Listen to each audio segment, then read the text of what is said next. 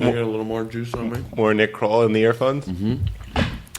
It is funny to me. TJ was eating pretzels. Chris Rock ordered he ordered a regular iced tea. Mm-hmm. Let me run this idea by you. I think the new Hollywood thing is eating anything. For example, whenever Jamie Presley is on the show that I'm writing for, and she's in incredible shape, right? Yeah. She is. Yeah, I know. She's got a very, very fit body. I thought she was known for her comedic chops. She is actually. She does have a lot of chops. Yeah, she does. I know what you're saying, but she also she surprises me every week with just how. Actually, it's no longer a surprise. She's very choppy. Choppy. Anyway, we had chicken and waffles one day because it was referenced in the script. So the whatever craft services made chicken and waffles. Now, I'm a weirdo. You know what I mean, food-wise. Like, I wouldn't want to eat chicken and waffles. Like, I'm like, it's just going to make me go into a coma, and it's fattening, and it's gross. But I noted that she ate it. All the stars were eating it. You know what I mean? And then I was like, oh, that's the new status thing. The new status thing is to eat. To drink like a regular Coke. Like, that's the status move. Whereas I think maybe 5-10 years ago, it was like, can I have a mineral water? Now people are like, I want a milkshake. Because then they want people thinking like, are we going to have the football game on during the interview? No, we can turn it off. We cannot. Yeah, we can. We cannot. Turn it off. I mean, we cannot have it on. Yeah. Off. So this just went from a conversation that I would have with my parents. Which part? With the football game. Yeah, well, I felt you pulling away. Yeah, because I was also I was getting bored by your story. That story is really interesting. No, I think your observation that food is... I mean, I think food is... always been a status thing, but I think especially now, as well as food is a lifestyle thing, and it's a material possession, and you can brag about going to really nice restaurants and finding places, and it's not like, look at my Lamborghini. It's like, look at my, egg that when you open it turns into like a foamy dust. Is that a hawk egg omelet? Mm-hmm. Yeah. Well, I think that's interesting. And then also, I mean, there's also like, it's easy for people on TV to go and eat chicken and waffles because they have people who were professionally watching them exercise and cooking for them for the rest of the week. Yeah, but a lot of them balloon up. People blimp up. I don't think Jamie's going to blimp up. But you understand what I'm saying? Where it used to be like very much like I only eat fruit. Oh, I don't eat simple carbs. That sort of thing. Mm-hmm. Now I see people eating muffins and stuff as if to say like, isn't it weird? Like John Hamm. Mm-hmm. I see John Hamm out. He's drinking like beer, like regular beer, and I'm like, what happened to the Hollywood, like, vodka tonic? Well, I think the truth is that some people are just genetically gifted. You think so? And they are the ones who become movie stars. And TV stars. And some of them work hard at it, but some of them are just genetically gifted. I know a few women whose bodies are better than anyone in the world, and they don't work out. Really? They're just genetically gifted. Like, I grew up, skinny or whatever, and then over the last probably like 5-10 years, because of a lifestyle that is made entirely of indulgence, my body started to thicken out. Lifestyle of Indulgence by Nick Kroll, the memoir. Yeah, half written. And it it's like, oh, you need to not eat like fat meats every meal. Yeah. And you can't drink drink beer or, sugary booze every night. Right. And you have to go to the gym a little bit. You go to the gym. I know that. I mean, like controlled, but I also just mentally am like, oh, I actually need to go to the gym. Right. You mean slip my wrist in the bathtub? You mean it's not natural? I'm going to slip my wrist in the bathtub this afternoon. You heard it here first. This isn't going to air for a couple months though. So could you wait to tweet about it and then kill yourself? That would be. I mean, maybe you. Honestly, I would suggest speeding up putting the delivery process out. You get a Real Housewives it up. Oh, geez, Louise. Or tease it and then really build it out. Well, anyway, this is obviously we're talking to Nick Kroll. This is You Made It Weird, and I'm your host, Peter Holmes. You just made that weird. Yeah, that's my gift. So we've toured together a little bit, Nikki, and we hit the road hard. Road dogs, you and I. We've done it 4 or 5 colleges together. How are people going to feel about what I assume will be an echo in here? I don't know. How are you going to feel? No echo? I hear a trickling water. There's a fountain outside. Ooh. Bathroom breaks? Out the window, into the fountain is what I'm saying. Absolutely. You love shit food. I love fried chicken. You love Take 5. I like Take 5 candy bars. You love Take 5, but you can't... Why do I remember this? You can't beat a Twix, I believe. No, you can. Love Twix. You can beat a Twix with a Take 5 candy bar. Oh, that's the only one that beats a Twix? And Twix is always solid. This isn't... I like candy bars. I really like the Take 5. But if I eat them too much, there are periods where I've eaten them too much. This is so asinine. This is so banal. Is it banal? It's just like you know what? guys. Honestly, the 5 people that respond to your podcast, at least one of them is going to be like, finally, someone is talking about the Take 5 candy bar. I guarantee it. It's an underrated candy bar. It's a weird. It's like the Tampa Bay Devil Rays. Like they win the World Series, and yet nobody has any idea. That's what the Take 5 candy bar is? Yeah, that they're in the major leagues. Yeah. You know what I'm troubled by recently, and I'm sorry I'm so food-centric. I don't know why. I must be watching some food documentaries recently. Is that that's what it is. You son of a bitch. There's animal products in Take 5. I never think about that. Well, you mean beyond like milk? Well, there's milk and milk. Yeah, there's milk. But like it shows up in the caramel and nougat, all that sort of stuff. The chocolate. And I just never think about, like, it's just in there. Like cow information. Yeah. You think of it just when I think of a candy bar, I think they take sugar and they whip it up in like a centrifuge and like a Take 5 comes out. Right. But at some point, like... No, that's what they do with like those energy bars or like, nutrient protein bars. Like that's made in a laboratory in a way, because I'm like, oh, the candy bar is like not healthy. But then I'm like, those like crazy like Detour, those like... Yeah. Those things can't be... Those have to be worse for you. You mean like Luna bars? Yeah. And such? Yeah. I'm just getting a little freaked out by animal products. I'm not a vegetarian, I'm not a vegan, but I get a little bit concerned with where the milk from a corporation that doesn't give a fuck about me is coming from. Sure. Take 5 couldn't... Nestle, they will shoot you as soon as feed you a Take 5. So I'm just like, what kind of rancid, like fucking anorexic cow? Just like, oh, please relieve me. And they're like, fucking gray milk. And they're like, put that in the Take 5. And I just eat it while watching a movie with you. Yeah. And it tastes just delicious. And it's so good. Because there's crunchy pretzels and thick caramel and it is a thicker caramel. A nutty peanut. Is there peanut in it? Yeah, it's 5 things. It's milk chocolate, it's pretzels, it's peanut butter, it's peanuts, and it's Well, that's a stretch. It's like a Take 4.5. If it's peanuts and peanut butter, I feel like it's Take 5. It's milk chocolate. Yeah. Caramel. Yeah. Pretzels. Yep. Peanut butter for sure. Sure. And then I think it's peanuts. Here come the replies. Yeah. At Nick Kroll on Twitter. Tell him what the fifth thing is. I know you killed yourself 6 months ago, but I just have a comment on this now defunct podcast. Write the note in a melted Take 5. That would be ideal.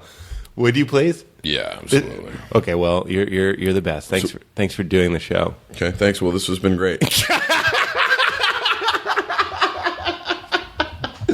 Oh, Nicky Kroll. Do you want to get weird? Yeah.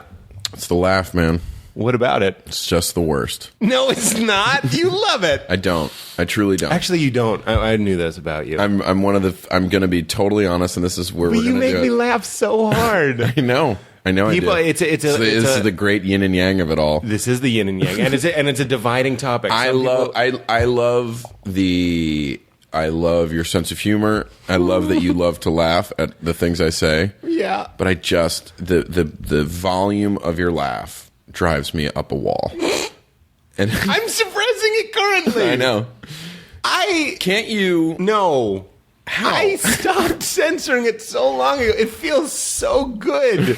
What do we work in an office? No. I laugh so hard and loud. It's a beacon call. But we hang out at restaurants. Yeah. Okay. And then you true. laugh that's super true. loud, and then people stare. Yeah, that's true. Now, do you want people to stare at you? No. That I would. First of all, let me say I would fess up if that were the case. It's a true laugh. I believe it's a true laugh. Yeah. I totally believe it's a true laugh. Yeah. We've been in cars early morning, and the first thing you've said was, no laughing. like on the way. See, that laugh I love. That was a good one. I mean, that's a natural, small, controlled laugh. I remember junior high, like everything's very sensitive, and like I would have a very controlled laugh. I was like, this will be my laugh. I don't know if you can remember being that young and kind of being like, this will be my hair, this will be my deodorant, and this will be my laugh. And then, like, after a while, I was like, fuck it. I'm like Ricky Gervais. I'm just going to let it out. I love his laugh. Do you hate his laugh, too? I don't know him personally. I don't know what it's like to go to brunch with him. You son of a bitch. Or wait online in a movie. Every day I want to hurt you. You're welcome to. You do every time you laugh. That one's fine, too. It's the booming piercing. It's the booming pierce. It's the piercing, booming pierce. Yeah. Pierce. You know my bit? I do. I'm trying to remember it now. Oh, is it Pierce the name in it? Yeah, I just say Pierce, get Pierce. Pierce, get Pierce. I like that. Andrea Rosen does it with me, and she'll call me and just go, Pierce. I have one with Andrea Rosen where she would go, Mortimer. I don't want to control. I'm sorry. No. I don't want to censor you. No. But it's like if someone perennially has food in their teeth, you need to tell them. Yes, that's true. Or chronic bad breath. Yeah. So you have to figure out a way to tell those people. Do you have any friends? I can think of a few where you're like, God, this is kind of an LA thought, but like you're talking to them and they're like, you're like a good-looking woman or man, and you're just like, but your teeth look like corn nuts. They're great. They're set up properly. Could you please brush them? Please brush them. Well, there's the color and texture of a tooth. It's hard to get over. Tooth. And there's some people genetically just have like weaker teeth. Is that true? Yeah. And so you have to be in a way, but bad breath is something where it's like just deal with just. Chew some gum. I didn't realize I was such a teeth person until like sometimes I'll be talking to a girl and I'm like I couldn't pinpoint what it is that was so off-putting about her, and it was because there was trouble in that hole. There was just trouble in that hole. You're not talking about vaginas dentata, are you? Oh God! The first time I heard of vaginas dentata, I wanted to I don't know if it's vaginas, by the way, but thank you for just validating saying it your way. It's that Picasso painting. Have you seen the Picasso painting? I don't want to. It's a stone, like it's in his like.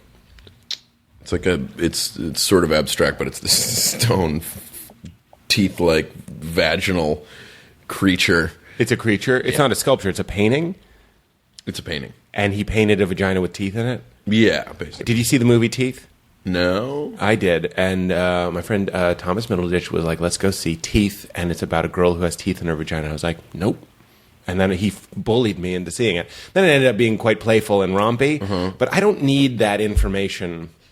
Vaginas are kind of strange, even though I love them. You're already intimidated by that. Yes, there are already these mystical, strange things that like I enjoy more than I even understand. But at the same time, I'm like, I don't need to be thinking about that. Yeah, I don't want to think about vaginas dentata. I just think about mouths with labias. Depressed. Thank you. By the way. Yeah. Thank you. Yeah. I'm like Michelle Bachmann and her husband. I'm like, push it down. I'm running for president. Push it down. Oh, God. I just want to celebrate living, Nick. And I just want to do it at full volume. I want to celebrate with you. Yeah. I know. You want to be there with me. Yeah. I need you to not laugh. I've never been to a lunch with our mutual friend, the lovely Jessie Klein, without being shushed, because she makes me laugh so hard. She's so funny. And it's always in New York. And we'll go to these tiny little things, like the size of the bathroom in an LA restaurant. And that's the restaurant. And we sit there. The chef has come out and been like, hey.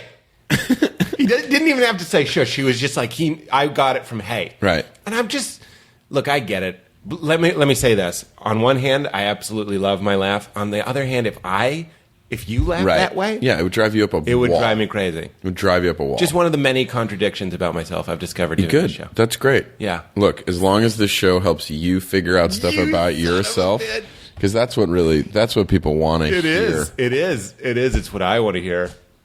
What is that? Your little banana bag? Is that your little insulin banana bag? Remember, this is a podcast, so people don't know what you're saying. I just want to say all they hear is you have a little bag on the table that looks exactly like a banana, and it's supposed to. It's called Bananagrams, which I've never played. It's like one of those word tile games. It's a little canvas zipper bag that looks like a banana. It would be so awesome if you kept a banana in there.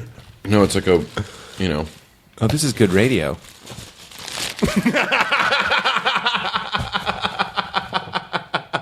I mean, the other thing is to pretend like you're always on mic. Yeah. And then just pull back.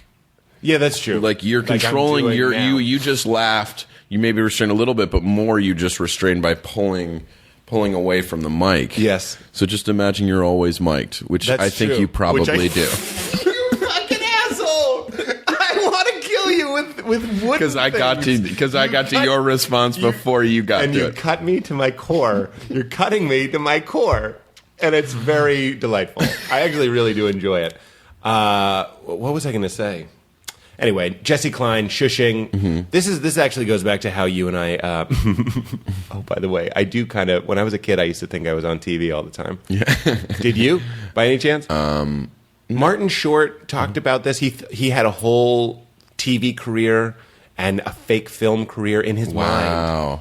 And he talked about it. He said that he remembers being a kid and someone in his mind, in his mental interviews, he'd do panel in his mind. Gotcha. And he'd be like, I just had to turn down this TV show because it's getting in the way of my film career. And he's like fake. A child saying this. He's a child. And then, that ends up happening. I find that very interesting. I thought I was on a reality show. This is before reality shows. And I think maybe I've said this on the show before, where I, would talk to myself in the mirror. And it just kind of helped me justify life. It helped you become the narcissist that you really wanted to become. You are really not. You have flaming arrows, and they are getting right over my walls. My walls are not high enough, and you're arcing them perfectly. But that is exactly how you want it to be. Yeah, sure, yeah. Yeah, we're on a podcast with my name in the title. Where called Making It Weird. You made it weird. Nobody ever knows the fucking name of the show. Pete Holmes. People are like, weird. I really want to do that Weird Times with Pat Helms. Fuck you, man. Fuck you, man. Actually, Pat's show is great. You got me with liquids. Do you want to... Is there anything about me... Yeah, no, I'm bringing that back to you. Okay. No. I'm not saying is there anything about me that drives you up a wall? Oh, yeah, but okay, I'm going to take We don't have to do that. You don't have to... We can this is your podcast, and we'll... If I don't write it down, I'll never remember to bring it back to that. Absolutely not.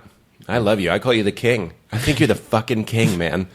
What did I say? Kind. I saw you at the Improv the other night, and I hugged you after your set, and I said, you figured it out, you son of a bitch. Because you caught one of those good sets. No, man. Well, that's very gracious, and that's appropriate. That's right. Every comedian that kills that hard also eats shit. I do too. You do too. We all eat shit. But I saw you, and it's funny because you have always been this guy who's like, I don't do stand-up. I'm not a stand-up. I can't say I'm in that camp. I'm a character guy. I'm a weirdo guy. I'm a UCB guy. I'm a Rafifi guy. And then I see you at the Improv, fucking comedy juice. Couldn't be a more juiced out. Look, I love that crowd, but it's like a pretty standard comedy club crowd. And you went up. You didn't just kill. It would break my heart to see you kill in a way that other people are killing. You killed the way you kill. You went up and you did fucking nonsense and characters, and you were abandoning bits just to talk about the sip of water you took. You know what I mean? You were improvising. You brought UCB to a regular club, and it was amazing. It was the best. Thank you. Well, I would argue that for the last, I'd say 2 or 3 years, that I've made an effort to because it's funny, I don't think of myself as at this point I don't think of myself as a UCB guy or a club guy or anything. I just am I do think of myself as a stand-up. As a comedian. So going to the Improv or the Laugh Factory, the Comedy Store, or UCB or Largo or whatever it is, it's all the same at this point. I love that. That's exactly what I'm striving for. I think you're very good at. I think you're very accomplished at that. Well, I appreciate that. I hate the label of being like, oh, he's an alt guy, or he's a downtown guy, or he's a room guy, or he's a club guy. It's like I think both sides have pervaded the other. Not always. It's all just bleeding into one thing. Yeah. Well, I think as quote unquote all comedians, find success in the mainstream, then that mainstream audience becomes more accustomed to left of center stuff. But the truth is like I watch your sets and I'm watching my sets and we're just doing stand up. I mean, it doesn't matter. It's just you know. I actually sometimes people, I forget who it was. It was Chelsea who comes up on this podcast too much. I got to get more friends. I need to get more. Well, but she's friends. An intriguing character. Yes, she is. She was saying, she was like, she looms large in all of our lives. Yes, she does. Yeah. She's there critiquing, judging. What would Chelsea think of me doing or wearing this? But good, yeah. It's That's a smart Man thing. of the People coat. Yeah. Remember Man of the People coat? Yeah. We went to brunch, me, you, and Chelsea and Joe Mandy. And I literally will dress differently because I know Chelsea's going to be there. I'm like, I have this thing that I think is kind of fun, but like I don't want to hear what Chelsea's going to say about it. And you come in, and you're a sharp dresser. That's actually one of the weird things about you.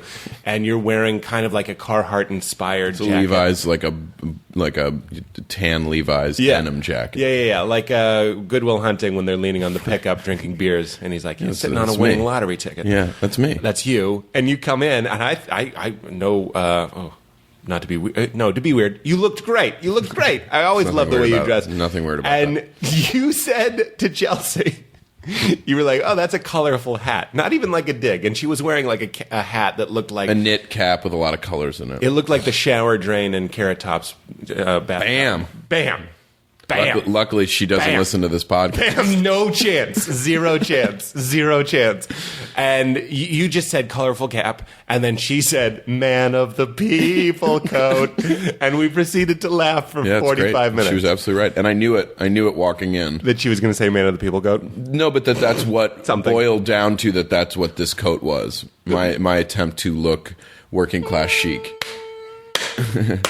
I grew up in Lexington, and it's a very white bread suburb, and we used to go into Boston and buy clothes like my dad would wear. My dad has a Carhartt jacket that's so covered in oil and filth that if you put a match, it would burn instantly. He is that guy, but I'm just his son, and I went to private school, you know what I mean? But I want to wear jackets like my dad. He worked hard so that you could be just a sissy. I've never heard that laugh from my face. See? So much was happening. It's all about evolving. It's about the evolution. Nobody wants the Nobody wants the kiki laugh. I do. It's better than the boisterous thunderbolt. Yeah. The popped eardrum. Oh, God, you're so good. You're so funny. So I lose track of what we're talking about all the time. We were talking about stand-ups and club versus... Oh, yeah. And you're just a guy, and I think that's so valuable. And I'm aware that could sound, pretentious and bullshit, and probably sort of partly is. But I also I see that with you as well. I think I think we're all... It's like... part of it is like it's like we're 10 years... I'm 10 years in. Yeah. I'm like entering my 10th year. Yep. It was my New Year's resolution in 2002 was to do an open mic. Really? And so it's like we're 10 years in. We've got our 10,000 hours or whatever. You should be doing pretty good. We should be doing pretty well, and we should have started to figure out our voice. Right. When people are like, I don't know how you I could never do that. I'm like, it's been a decade. Yeah, do something for 10 years, and if you can't do it, then... If you could see the footage of me trying and trying and trying and trying and trying. There is footage. There is a lot of it, actually. Or there's the bombing set. Yeah, the bombing set comes up a lot. I actually want to get Bill Burr on the show because he was headlining, and that set was me middling for him. No way. I was just talking to Bill about this, and he was one of the first guys I saw. One of the first guys who I thought of as like a club guy came to UCB and crushed. He's undeniable. And he's also just an undeniable force right now. And but I think part of that is that he'll go perform anywhere. Yep. He'll go do Largo, and then he'll go to the store, and then he'll go to a black room, and then he'll go to UCB, and it's just and he goes everywhere, and he just does what he does, and is undeniably funny to everybody. That's actually exactly what I want to talk to him about, but I love that we're talking about it because I would be at the Boston, this horrible comedy club that's now closed, and I would be like, no one could make this crowd laugh, and there's like 5 of them, and Bill would come in like a tornado, like a little orange tornado, and get on stage and destroy the worst room I've ever seen. Yeah. And he destroyed. And it wasn't doing crowd work or some bag of tricks. No. He did his act, and it was unbelievable. Yeah. And I think that's what we should all be striving for, is to move away from these titles and labels and stuff of being like, I'm an alt guy. And it's just fucking make this crowd laugh. You know what I mean? Yeah. Do it. Do it. Make them laugh. Because I look at it this way, and this is probably something I'll say again on the Burr one. I look at clubs as weight training, and I look at the rooms like UCB as cardio. Uh-huh. Like, a lot of guys are super fast, but they don't have any muscle tone because they can't do the Laugh Factory. No, a lot of guys are just meatheads that can't run fast. Yeah, I mean, I found that when I go to the rooms that I feel most comfortable in, UCB or Meltdown or Largo or whatever, with people who grew up with the same exact point of view on the world as me. Yeah. Just a sea of you. That if I go to a club and work something out, then I come back and and do much better at the rooms that I want to do well at. Yeah. Because of resistance. Yeah, you just it's a donut on your back. But it's also just like literally you have to get on stage, take a mic out of a mic stand and put it to the side, and you need to do that like 1,000 times until you don't think about the fact that you're taking a microphone out of a mic stand and putting it down. Right. Just the rote, the being able to drill it, thinking about not drill it. Thinking about anything. Yeah. And I think the clubs can afford us. If you only want to do your Largos, Meltdowns, Rafifis, you're not going to be performing enough to have that become part of your muscle memory. Yeah, I mean, it's all. I mean, everybody's paths and desires are different, right? You know, but it's like you look at like Louis or Bill and they can go anywhere, and kill the thing without compromising what they do. At either place. Exactly. When I started doing comedy, I used to have a typed out set list, and the bits that were in italic were my alt bits, and the bits that were in regular font were my club bits. Mm-hmm. I could do club at the alt rooms, but I couldn't do alt at the club. And then I was like, my goal is to have the whole thing just be in italics. You know what I mean? I still can't. There are still certain bits that I don't do at clubs. Sure. Or I don't try. A very funny comedian, Dave Ross, has a bit about... I don't want to ruin his bit. Yeah, don't do his bit. I'm not going to do his bit. But he had a bit that was just like so open and honest and explorative and kind of like vulnerable. And it was a little like homoerotic, that's all I'll say. Like it was like definitely gay friendly. You know what I mean? And he did it at the Ice House it was like date night. It was all guys with girls. And he's up there telling this very personal story. And I was like... I was surprised that it came out of my face, but I was like, you can't do that bit here.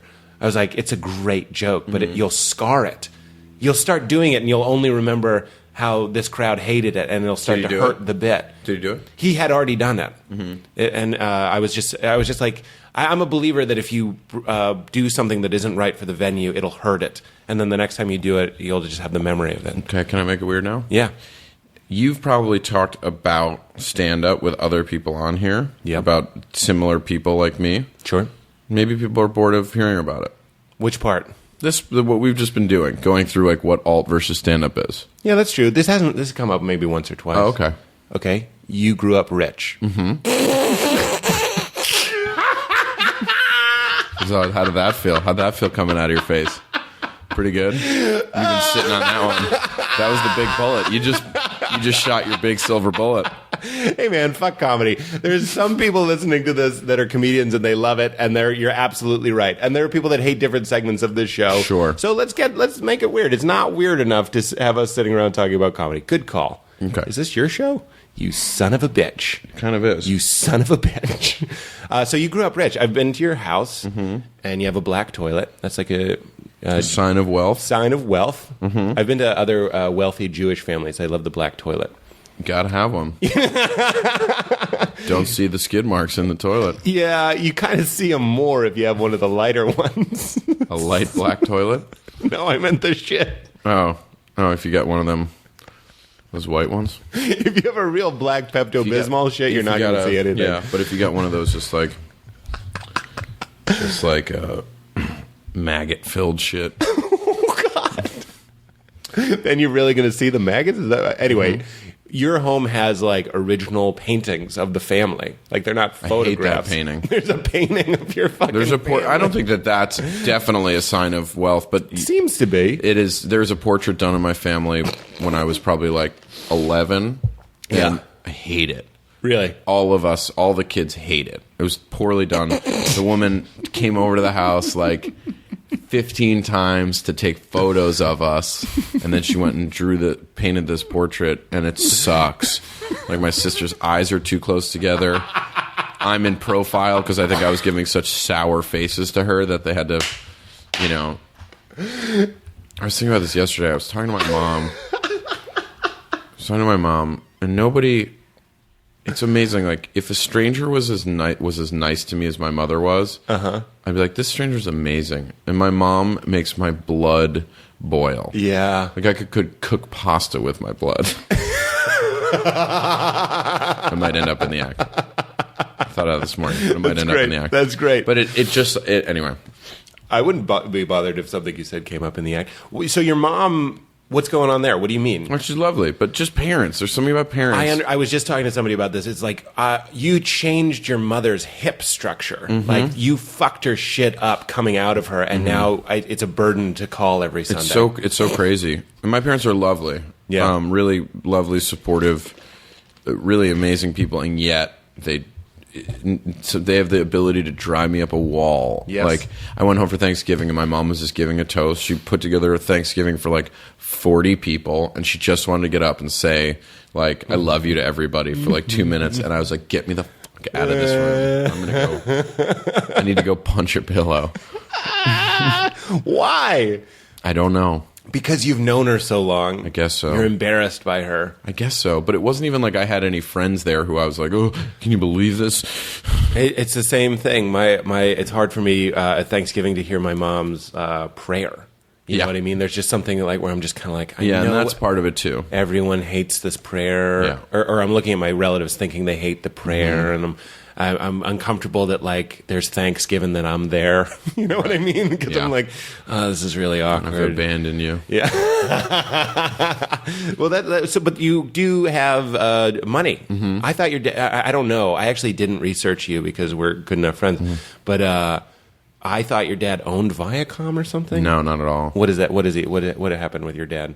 My dad. Where's all this green coming from? My dad started a business like 40 years ago doing like corporate investigations and stuff like that, risk mitigation. And he and my brother are working together now. And he is creating a new ratings agency, a credit ratings agency. After the crash in 2008 with the mortgage crisis and all that stuff. Because of all these mortgage-backed securities. Oh, those ratings. The ratings that, like, Moody's and Fitches. I saw that and Matt Fitches. Damon movie. Yeah, all the Moody's and Fitches, like, all those ratings that were like, yeah, AAA. Yeah. And then there was like, oh, no, there's nothing behind these. Yeah. So my dad and brother are still doing the classic, investigations business, but also started a ratings agency to compete with, the inefficiencies of, like, the Moody's and Fitches of the world. Okay, that's cool. So the cool thing about what my dad did, I think, is that it's a lot of good work about, helping folks. Anti-corruption. Helping folks still for companies, but like anti-corruption, right.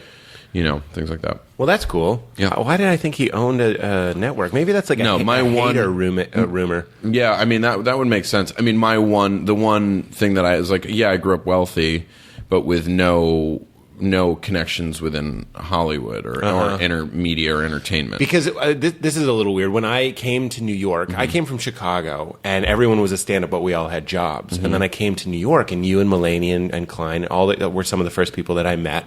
And I remember being like, I think maybe I asked John, I was like, what does Nick do? Like, surely he's a waiter as well. Like, we're all waiters.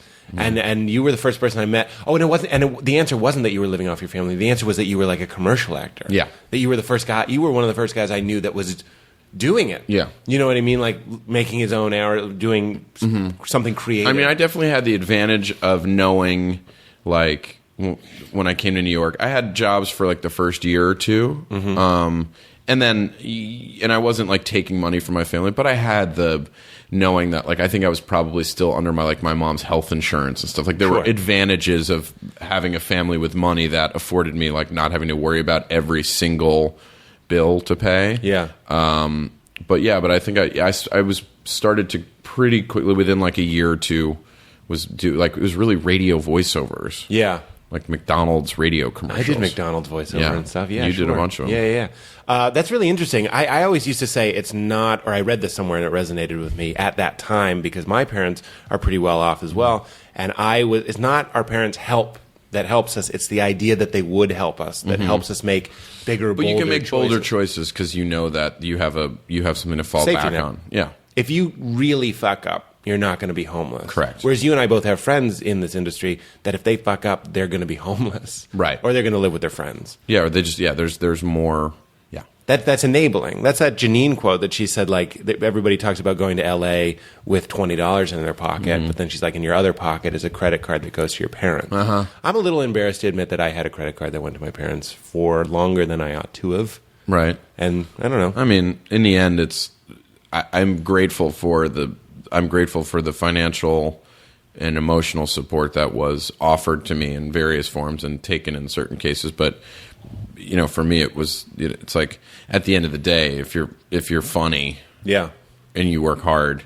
I know people who are very funny who don't work very much, and people who work hard who don't work very much. Yeah. That is something that I've been talking about lately, and it applies to basically anything. You need to have both talent and dreams. You know what I mean? You need to have the work ethic and the desire and all that sort of stuff. And one without the other doesn't work. Have we sufficiently justified our privilege now? I'm interested because we did come from privilege, and this is a new model of comedy. We're supposed to be from miserable homes. Right. We're supposed to be broke and sad and yelled at and smashed. Right. And you and I both probably had a Nintendo when it first came out. When it was $150. Yeah. That was a lot. I have never wanted Nintendo? No, I've never wanted for anything. Yeah. But then you do, because life is relative and bizarre, and even with privilege. But you want for other things. Sure. I wanted recognition, and I did. Was that too uncomfortable to say? No, but it's as if you were like Harry Belafonte. I don't know who that is. Like one of the first black, you mean like a noble stars. type of, oh. Like I wanted recognition for the work I was doing, and you were just like an 8-year-old who like wanted recognition. Well, I felt like it was hard to get as much attention as I wanted in my family, even though I got copious amounts. I still felt myself. By the way, wanting you should more. learn who Harry Belafonte is. Yeah, that's probably one of those embarrassing. Here come the replies. You don't like "Here Come the replies"? I don't mind. I think about you pull it. away both times. No, I was trying. I pulled away. I was thinking about how I would describe Harry Belafonte. Your thinking face like defaults to kind of like a "I'm mad at you" face. Like when you're just like, how am I going to describe it? You look like you're like, I can't be friends with this guy. Oh, that's interesting. Yeah. We should work on that. I've been told when I listen to voicemails, it looks like I'm getting horrible news. like furrowed brow. Yeah, my face is just... I don't know why I have to focus so intently just to hear like, hey, it's the gas company. We'll be by tomorrow. I'm just like... To hang out. What? Who's sick? So money... Robin Williams is one of those guys that grew up with privilege as well. And I mean, I would argue that a huge amount of artists from the beginning of time came from privilege. Art is largely, to me, a function of the leisure class, the people who had the time to be like, I want to be an artist. Yeah, I mean, I have tons of people of various origins who are just like, no, this is in me, and it has to come back, and I'm always incredibly impressed by that because they really took risks. Like, but I think it's easier to be an artist when you have that safety net. Absolutely. And some of those people make it, and some of those people don't. Because in the end, you have to have the work ethic to follow through on it to succeed. Right. But I do think artists in general, comedians are a part of that, especially now. I mean, I think if you look at comedy now, you'd see a ton of people from middle to upper middle class upbringings who are writers and performers. It feels like we're in decent company. Who else has the time to consume a ton of media and process it and then go to college to fill out the whole thing and then, I mean, obviously there are all types of people. Well, that's actually interesting because in college, even though I don't use my degrees per se, that is where I started being like, oh, I'm going to do an improv team or I'm going to start doing stand-up. And it was because I was in a community, like a summer camp style community where I could get audiences and stuff. Sure. And that is a privilege. That is a privilege to go to college. Sure. That's something I'm grateful that I got to do. So you're absolutely Even though you right. went to a weird Christian college? Even though I went to a weird Christian college. We've covered that from time to time. But even there, it's so easy. I was Kevin Bacon teaching the kids how to dance. If you said what the hell, you were like a super rebel. People were like, Pete has no fear of damnation. People were like, "Oh, there was." I might as well have been chewing a toothpick, leaning on my motorcycle. You know what I mean? Like I was a badass in my Christian college because I was like, I picture you leaning on a motorcycle and then tipping over because you're so big. That is me. Yeah. There is something very true about me. If I were to try to do something cool like you're lean like on a motorcycle. if Kevin Bacon got like a thyroid problem. Who knew you were so roasty? I had Jesselnick on, and he was more kind. Yeah, well, we got to go against type. I'm just kidding. Let me see. Maybe he's just not as quick as me. That's also possibly true. Oh shit! No, he's here fucking, come the at reply. I'm kidding. No, he's crazy funny. Did you know that you wanted to be a comedy person? Because when I was a kid, speaking of that leisure, speaking of that boredom that I had that was afforded to me because I wasn't worried about what I was going to eat or where I was going to sleep or go to school and all that sort of stuff. I'm talking about being a little kid. That's when I started doing that Martin Short thing, going back to the fake career. And you seem like the kind of person that might have done that as well. I had a very clear idea that I was like, oh, I'm going to be a comedian. No, I didn't know that you could, like, weirdly, I didn't know that you could be a comedian. Like, I watched SNL. Like, I remember, like, watching Mike Myers and Wayne's World and being like, that's what I want. Yeah. And I had delusions of, you know, like, I lived in Wyoming for a couple summers and drove... I was working at a restaurant that Harrison Ford would come to, and I drove him to and from the restaurant. And I was like, I hope he discovers me and makes me, you know, something. Yeah. But I wasn't really aware that you could be like a comedian. Yeah. That was a viable career. Well, that didn't come until college for me. Right. The idea that, oh, that could be a choice. I don't know why. I just was like, I didn't know anybody who had become like an actor or you know, writer, really, growing up. I just didn't know it was like... I can't explain it. The truth is, I didn't think about what I was going to do when I grew up, really. I mean, I think I quietly was like, I want to be a famous comedian. Right. But I don't actually think I knew that you could do that, or I just didn't think about it. Just like you didn't have the vocabulary to put that together. Just like, or now that I'm like 33, I was never like, I'm going to get married and have kids. Right. I just never thought about it. Right. You know? Yeah, it just kind of was. Yeah. But it's funny, speaking of, who was it? Who were you driving around? You just said it. Harrison Ford. Harrison Ford. Pretty awesome. You also, you have a certain tenacity about you. I was just speaking to somebody about this, whereas you were at an open mic and Bill Murray was at the bar. So it's like a downstairs open mic. And I'm going to save this story for panel, but we can touch on it. Panel on a late night show? Well, I don't think it's going to spoil it. I think we'll be okay. Yeah, I think we'll be okay. This will be a good dry run. But you had this thing in us. Most of us would see Bill Murray and be like, "That's terrifying." Actually, I think part of me would do what you did. I would do it too. And I think that's partly privilege of like, I deserve this. I deserve to do this. Yeah, some sort of weird entitlement. But you went up to Bill Murray and you were like, "Would you please watch my set?" Yeah, and he did. For like 5 people in B3, which is like was a great, useful open mic for us, but you know, in the basement of a bar. You were open micing it for like 5 or 6 people at like 11:30 on a Tuesday night. And you asked Bill Murray. I've been doing stand up like 6 months. Comic legend Bill Murray, clocking in under a year. Would you please watch me? I remember that hunger and that fire. I thought I was ready for Letterman 6 months in. I was like, this is ridiculous. I should be doing this now. Really? And it makes me angry. Actually, when I go back to places like home, where I remember what it felt like to be really small and not have access to any of the things I wanted to do, including just simple things like stage time, it drives me crazy. It was very unpleasant for me. Yeah. Starting out and being like, I know what I want so badly and I don't have it. Yeah. And that's good. That's like a hunger and a drive. There's also the weird other side to it, which is entitled and kind of snotty. And I get that. We're not surgeons, we're comedians. But I kind of admire that you asked Bill Murray to watch you. And I just ate it. I mean, I froze up, and I've never really frozen up on stage before. Before or since. And I just ate it. And could you see him? Was he lit? I could see him slightly, and I tried to apologize to him from stage. It sucked. It was terrible. And then I got off stage and was like, thanks for watching. And he was like, And he left. He just said, That's kind of sad.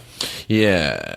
But it was... Did it hurt your feelings, or were you just kind of like... I was just like, at first it was... I mean, I was with... Mulaney was there. I'm trying to think of who else was there. Romy Rome was hosting. Romy Rome. and I can't remember if there was someone else there. Maybe Roger Hales was there. I'm not sure. And then it's a good group. They were all like, I was like, I can't believe I just did that. And they were like, no, it was cool. You took a chance, you know.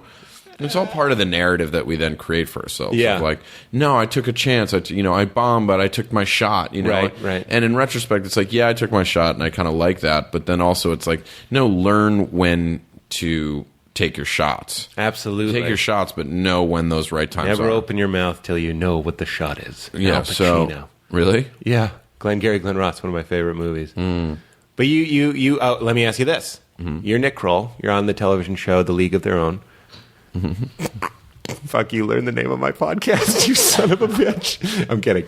So you're sitting at a bar now, and someone comes up and says, will you watch me do 5 minutes? Would you go down? Do you have a pay it forward interesting sort of thing? I probably, now that you bring it up, it would, I mean, any of you aspiring comedians out there? You're gonna, it's weird because you might get in trouble. I talk about, like, I like to reply to emails. I like to give people advice if they want it, that sort of stuff. And then sometimes I worry that it's going to make an influx. It doesn't. It doesn't. Don't worry about it. Nobody really cares. Nobody cares. Nobody's listening. People are on ellipticals and they're just thinking that you sound like Jeff Goldblum. Up high. Oh, okay. I don't. I think I look like Jeff Goldblum. You can do him, though. I can do him. Jurassic Park.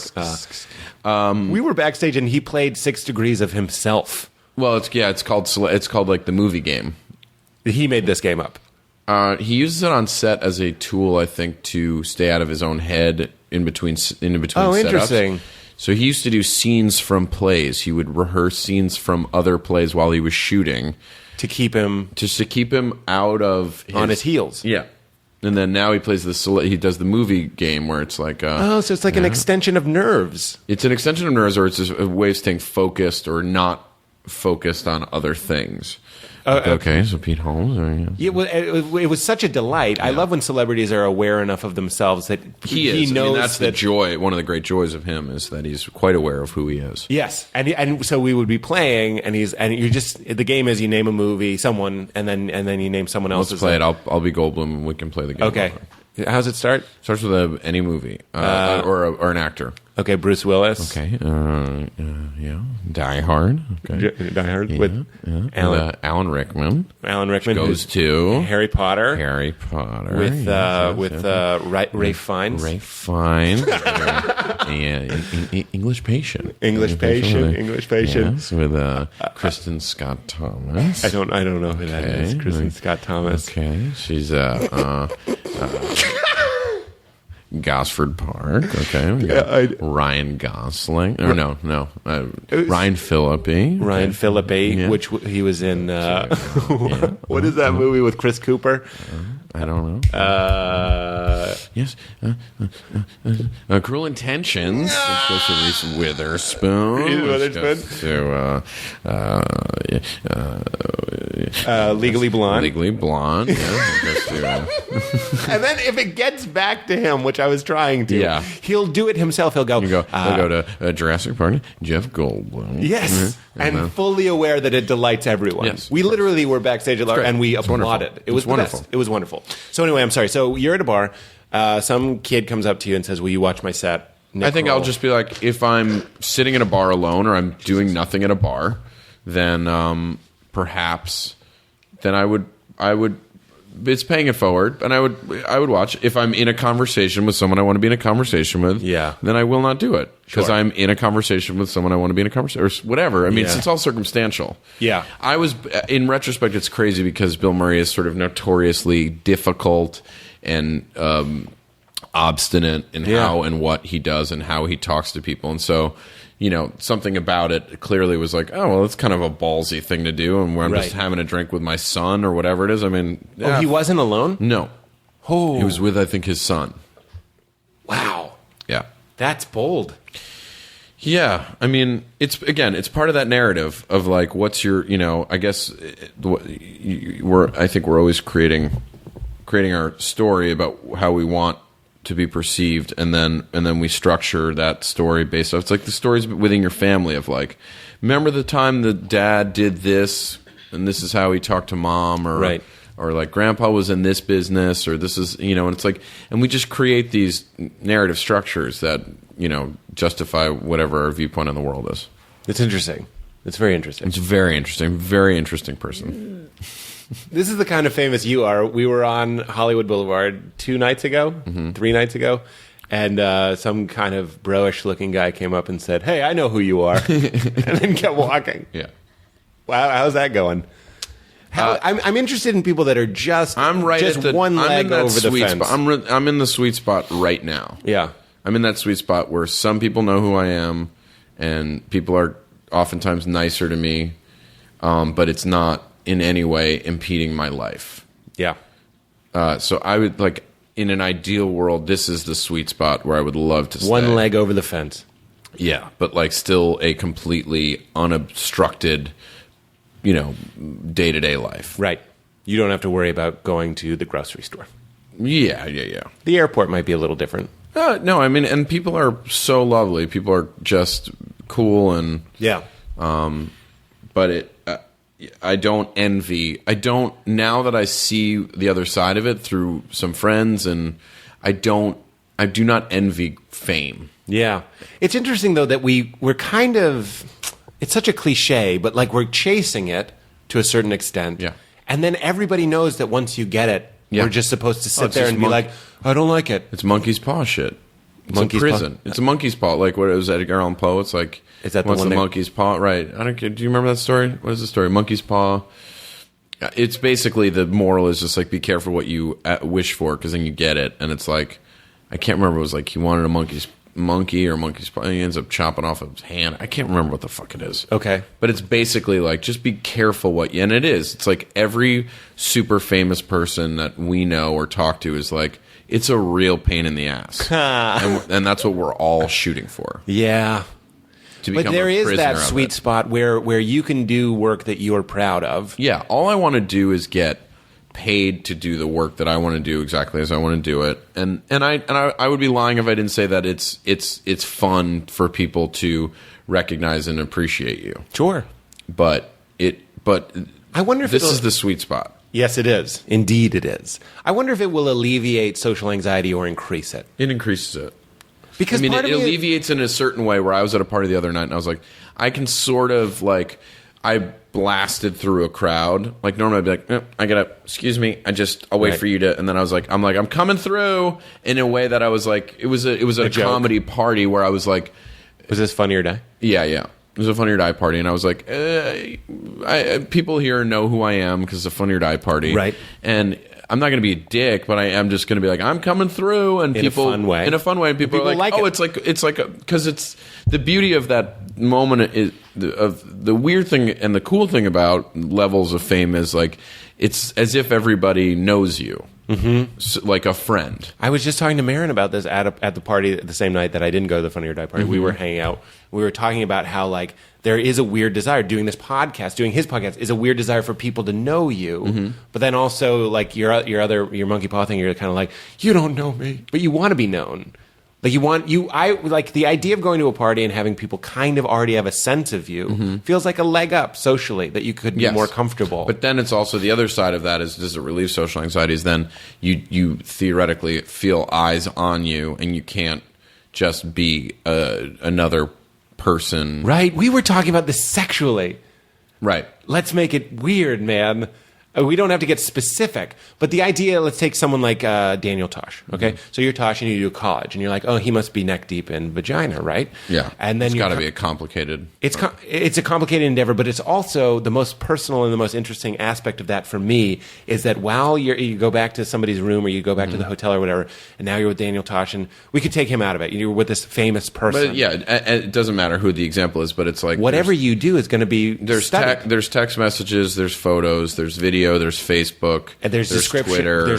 Your dick is going to be described to people, and your performance. And if you fucking did something weird or wrong, and we were saying, God help you if you lose your erection or something. Fucking, and this is not about Daniel Tosh, but I'm just saying this celebrity guy couldn't perform. Everyone's going to know about that in this small community, right? Or that's the fear, whether it's true or not. Whether it's true or not, it doesn't matter. The truth of it is, if once that's stuck in your head, that's a part of the experience. I rip off your bit all the time in conversation. Thank you. I always credit you. What is it? Which is sex is for stupid people. And believe me, look, I love people. I'm not saying stupid in a bad way, and I'm not applauding us for being these tortured geniuses or whatever. I'm not even saying that. I'm just saying for you and I, we've talked about this, and you have a brilliant bit about it, is that sex, it's hard to shut your brain off. You know what I mean? The bit is just simply that I think dumb people are better at sex. Dumb people are better at sex. If you can just focus on your carnal mammal side, if you're allowed to just shut it off and be like, "I want you," this is your bit. I want me and you. I want you and me. And then there's you and me, the retards in this example, that go, "Why does she have a Picasso poster?" Right. That's your bit. That's his bit. Right. I say all the time. It's a part of the bit that I abandoned because it didn't work in clubs. It's not really relatable.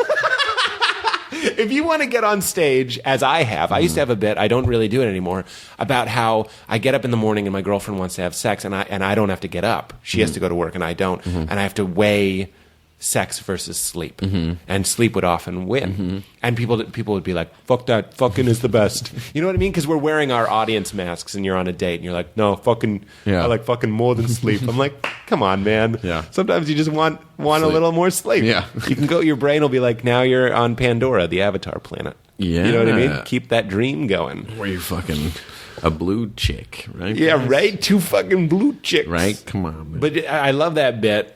Is that something you must really experience that? Yeah, I mean, I think we're not fuck guys. Right. That's what Mulaney and I said. Right. I think that I like to believe that sex is a much more complicated endeavor than the way the general societal conversation about it is. Interesting. So, like, whether it's like, why is Viagra able to buy, like, the most expensive commercial real estate on TV? It's because it's being used. And why are there crazy amounts of porn sites, involving various levels of bizarre degradation?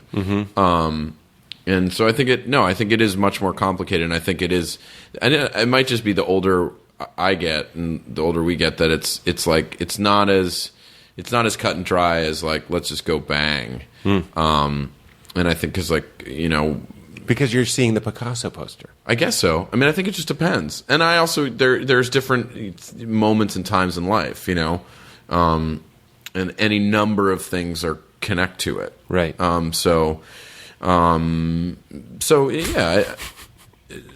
So I think and I think the more intelligent, sentient being you are, I think the more of a complicated thing sex is. Yeah. And I also think just generally that we grew up in a time, I think, this was in your movie. This is in the movie, just like about, a good old-fashioned orgy. That, it's like we grew up with that AIDS was super real. We were the generation that grew up like when we were kids. I love that part of the movie. AIDS is super real. Yep. You need to be careful. It was the same thought. When we were being told about sex, the breath that was inhaled next was used to tell us that sex might kill us. Yeah. That's what happened. You throw in a morality, you throw in a sex is evil, then you're really fucked. Yeah, so I think it's just. I mean, I think it's a complicated thing, and whether it's morality or it's actually, and then coming to a time in your life where you're like, well, it's not just this empty act; it's tied to a bunch of other things. Whether this is a relationship or what this means going forward, or how I'm being perceived, or how I'm perceiving you, all those things. So. I don't know if that answers your question. No. It's funny. I'm kind of like a girl in that sense, and I've said this many times, where if I'm having sex, I'm kind of like, what does this mean? What does this mean to her? It's like I'm playing poker. What's my hand? What's your hand? What do I think you have? And what do I think you think I have? Like, I'm looking at it on like 5 levels instead of just being like, well, I this think is fun. I mean, I think the problem for us is also... Are you trying to signal to me? No, I'm trying to clear my throat. Is as performers, I think probably sex for us is another performance of like, oh, how am I doing? Yeah, versus like dummies who are just like, ugh. Right. Right. And I also thought one more thing. I think the other time is that. So I think the really smart people, it can be a more complicated thing, or it can be an incredibly erotic thing because it's understanding that sex is really a game of minds. Yes. and so that there are some probably very smart people out there who know how to get off intellectually, get people off intellectually. I believe that's true. But that's hard to do with a stranger. That's why I'm a relationship person, and that's why I have a hard time having sex and being like, do we look in the eye? You know what I mean? What is it? How much kissing are we doing? Like, what about the brown eye? And of course you do look in the eye, but it's a little weird if you're not in love to do the thing for people who are in love. It's weird. You're kind of faking it. Or again, it's a psychological thing of like, I'm looking you in the eye. Now I'm looking you right in the eye. You are. You're getting a little chubby. It's half mass. But it's I'm looking you in the eye because I am confident in my connection to you, whether it's love or whatever it is. Interesting. That I'm looking you in the eye. That there's a confidence. It's really no different. I mean, it's very different from stand up.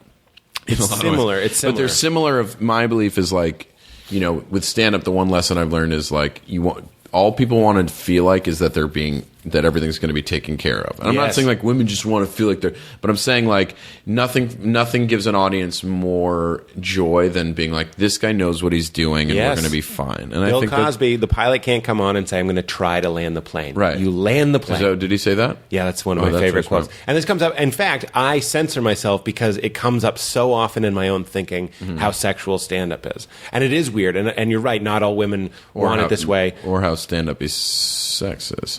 Is sexist?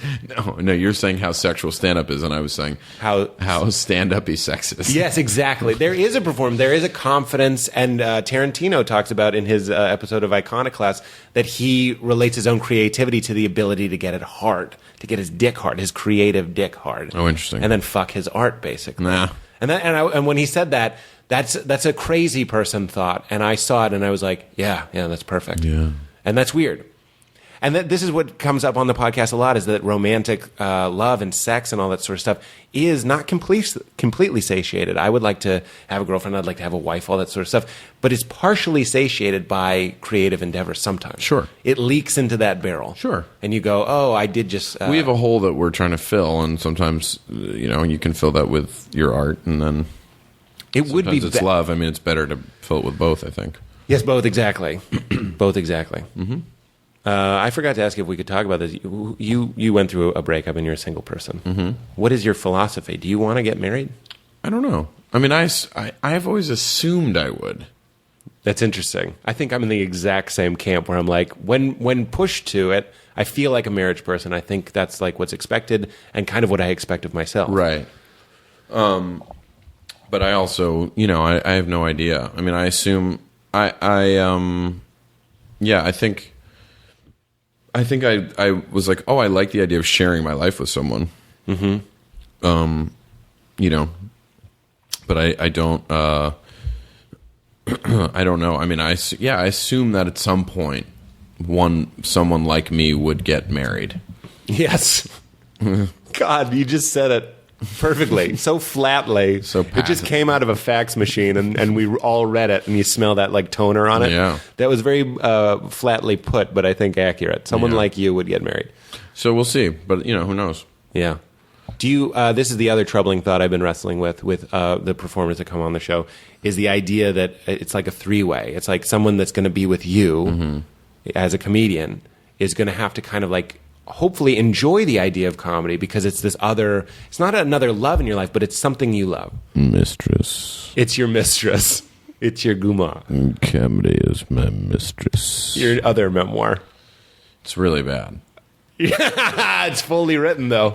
The other one's only partially. Yeah, I mean, yeah, but I would assume that hopefully that I would be a third wheel to whatever they're doing. Brilliant. But I think in your case, I think you want to be the focus.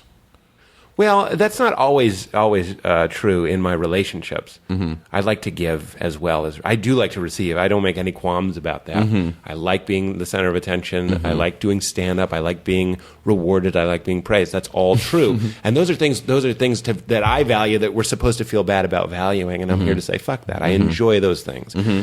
But in a relationship, I love giving. In fact, if they're not open to all the things that I want to give, it won't do it for me. Right. So I'll let them be the focus, and I would love to have a wife or a partner that I could celebrate and enable and enjoy what they do. Mm-hmm. I sure do hope they like comedy, but I sure do hope they also have their mistress that I can be like, what are you into? Yoga? I don't know. I don't know what other people are into, but that's my guess. Yoga? Yeah, but this is a good example. Is it yoga? You're like, I want to show you, like, what's something else that one could possibly be interested in? I don't know. Yeah, exactly. I do kind of know. But look, it's hard.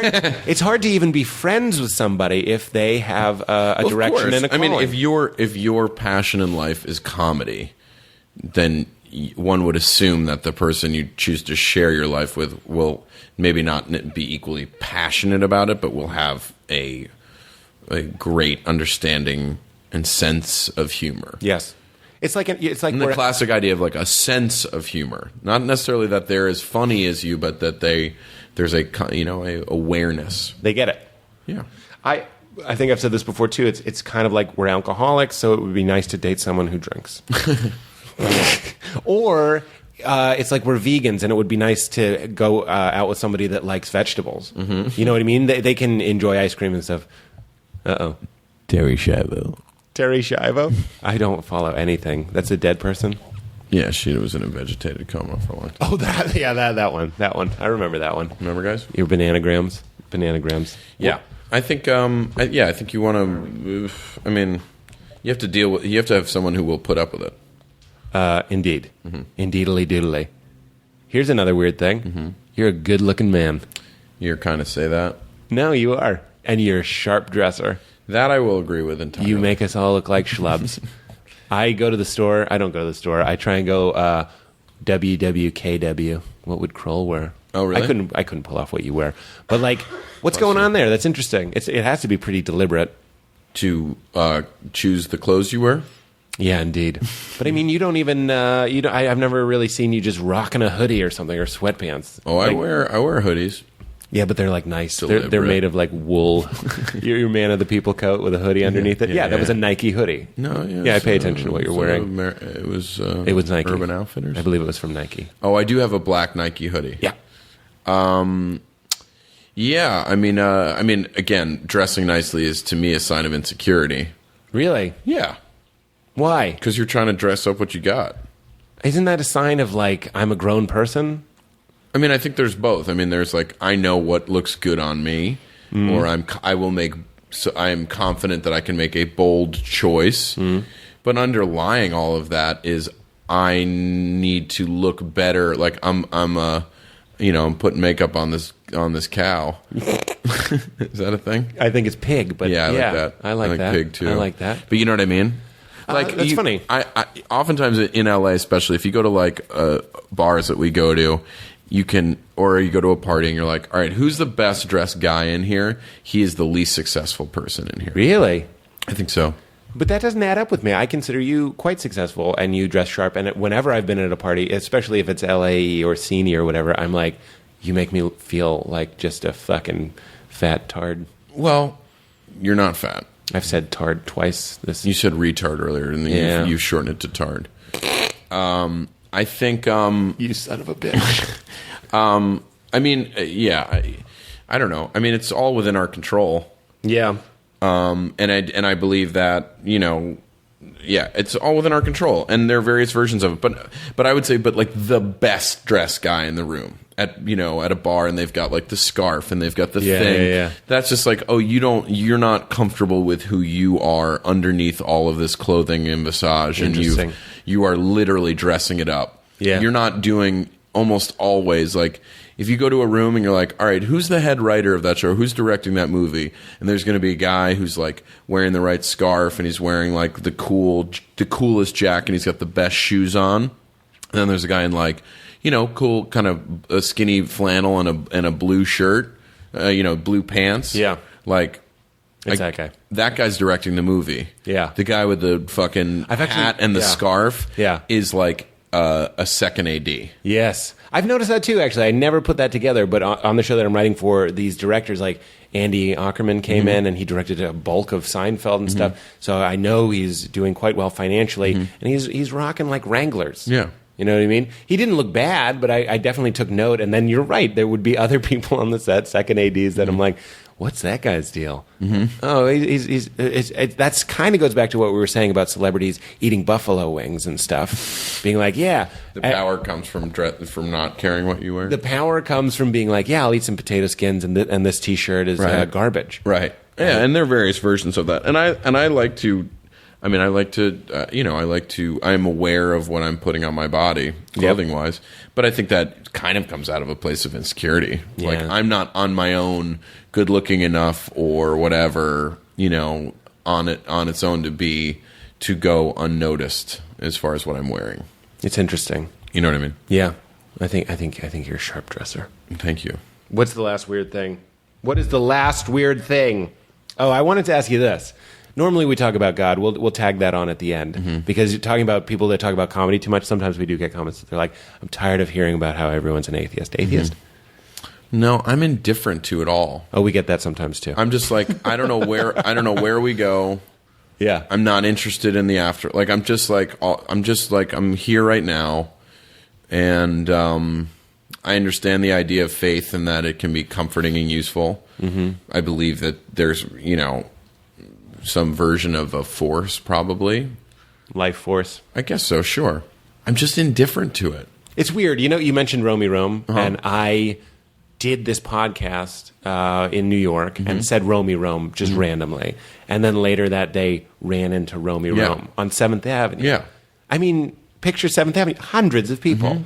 And I crossed the street, and there was Romy Rome, whom I hadn't thought about in years. I was at dinner the other night with with two buddies, and we were talking about relationships, and one guy was talking about an ex-girlfriend, and then he said her name again, and then she appeared. She walked right through past our table. Unbelievable. See, it's part of our psychology, part of being a human is pattern recognition. When we're trying to make artificial intelligence, we're trying to teach computers, one of the things to make them more human is to notice patterns and adapt because of them. They're probably pretty good at it. But that's one of the things we do. We look for meaning. It goes back to seeing a lion and he's running and he kills a gazelle and then he starts running towards us and we're like, oh, the pattern is he runs towards things before he kills them and then we run. It's to keep us alive. And also, when I say Romy Rome and then I see him, it's in my DNA, it's in our DNA to find purpose in that and be like, oh, I think there's something kind of mystical about that. It's more than a coincidence. Sure. How many times have you thought of a song and then it comes on the radio? My iPod does it all the time. I'll be listening to a song and I'm like, I have tens of thousands of songs. The song I'd like to listen to next, boom, comes on. Yeah.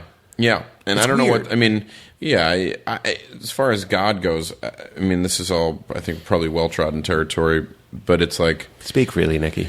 Well, it's just like, whether it's patterns or patterns you see or, I mean, any of the other, the number of things that people can ascribe to faith or belief or, or science or whatever, they're just various words for something. For like a God sort of idea. Sort of, yeah.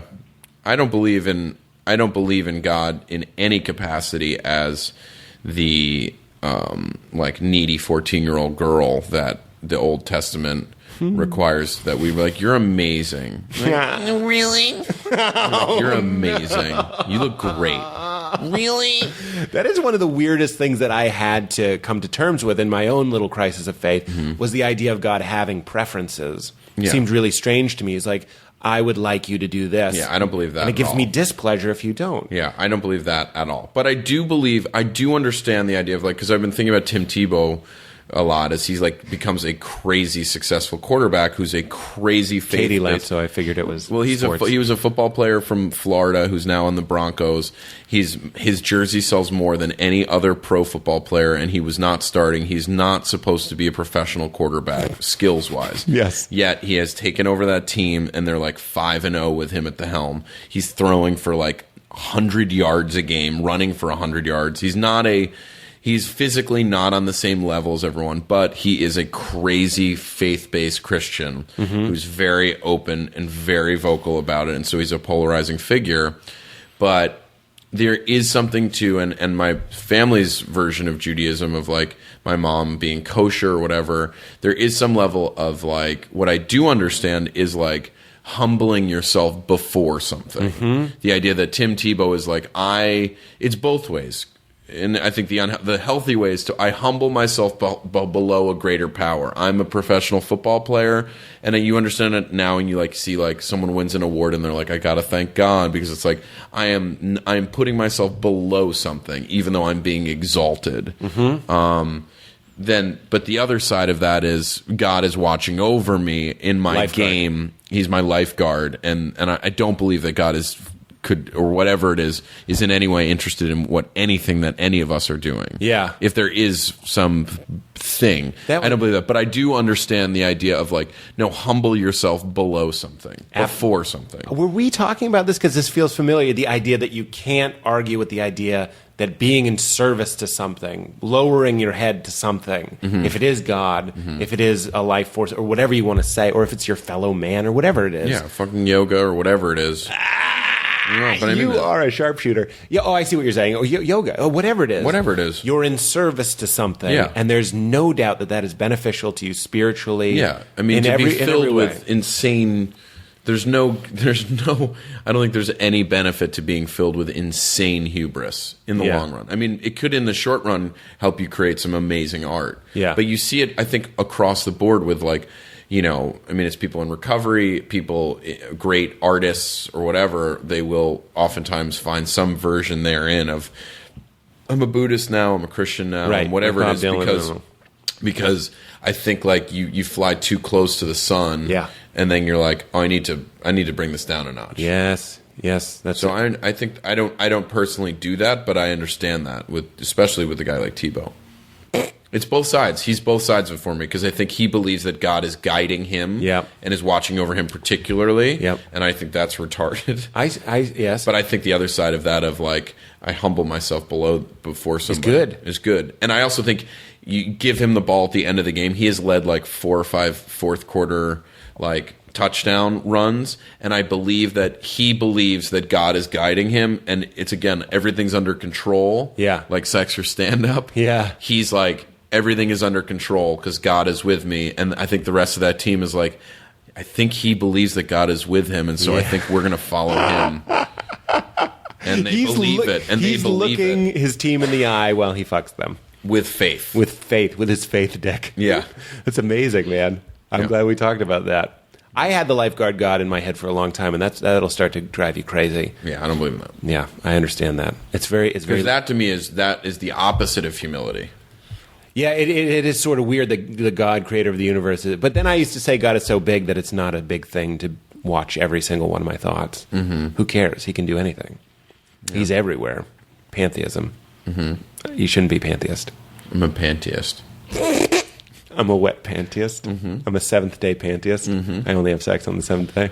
You son of a bitch. I make all them panties wet. Here, you God in heaven. What time is it? It's time to go. No, I want one more thing. Can we just so you know, you can cut it down. Nobody should ever make a podcast longer than an hour. Nobody wants to listen to more than an hour of anything. You know what's so weird? I would agree with you. I would agree with you. Our average is 90 minutes. And so the last topic will be God often. And people will be like, I love the God part. So I know people are listening through the end. Interesting. It's really weird. I thought for sure, no way. I still think you do 20 minutes less and finish with a God part at 60 minutes. I love that. I love speaking your mind. Fuck me. That's great. I would never do that. I could be talking. Here's the difference. I could be at a bar talking to my mother.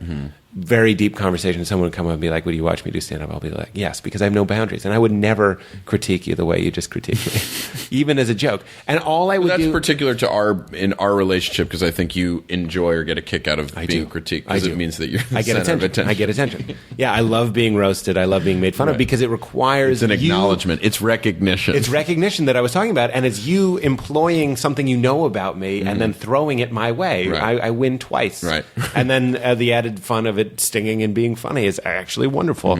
Anyway, the last thing is, now I'm thinking the podcast. Fuck you, man. This podcast should be longer.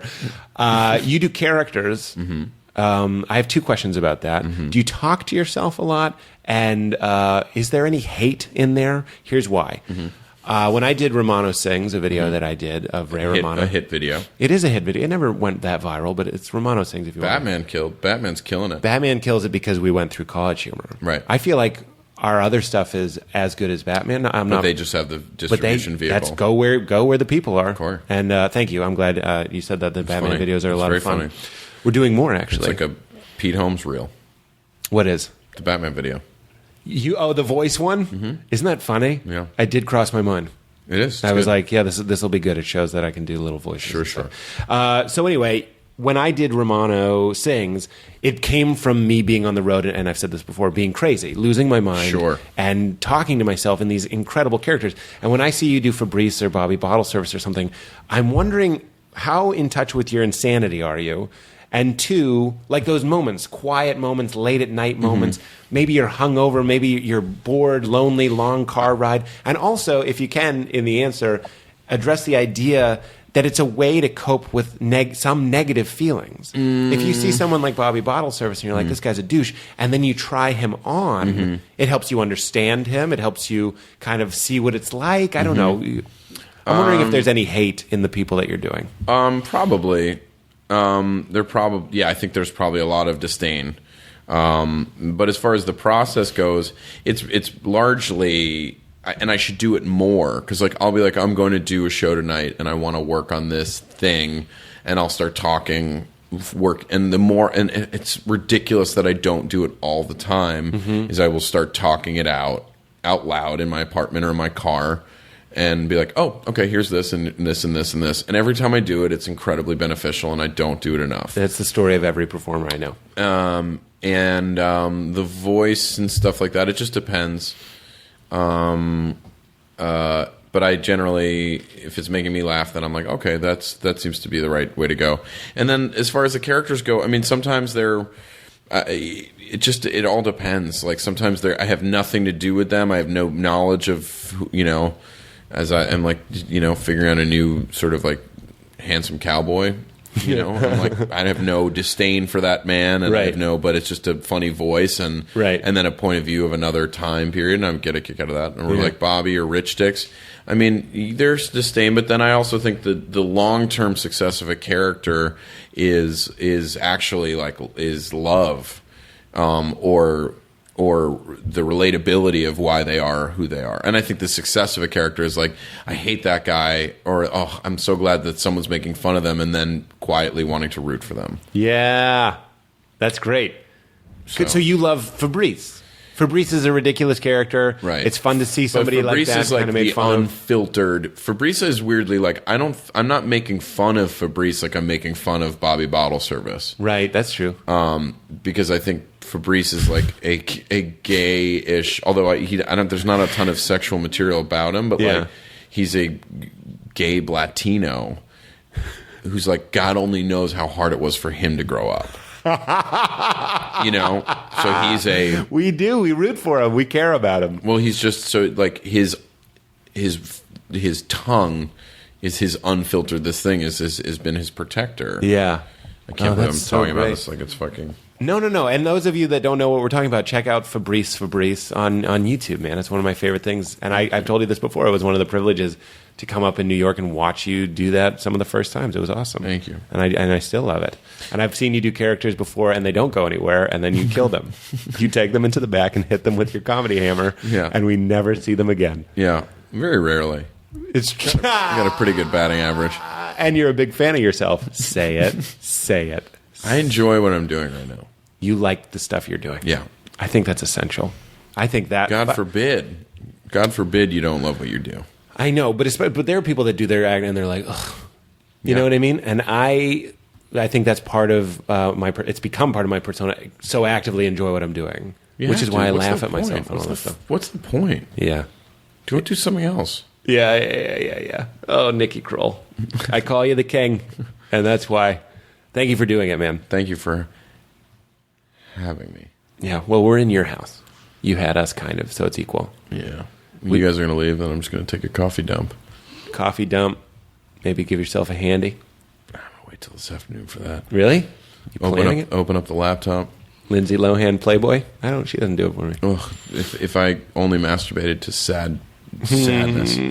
That's what does it for you? Oh, God. Pure despair? Just like, what turns me on is just American culture destroying someone. Oh, God, you're right. You're right. It's actually our parents. Yeah, and the culture. Yeah. Well, Nikki, we end every episode with saying, keep it crispy. It's up to you if you want to say it, but I sure do enjoy it. I sure do. You sure do enjoy trying to create a movement? No. The movement exists.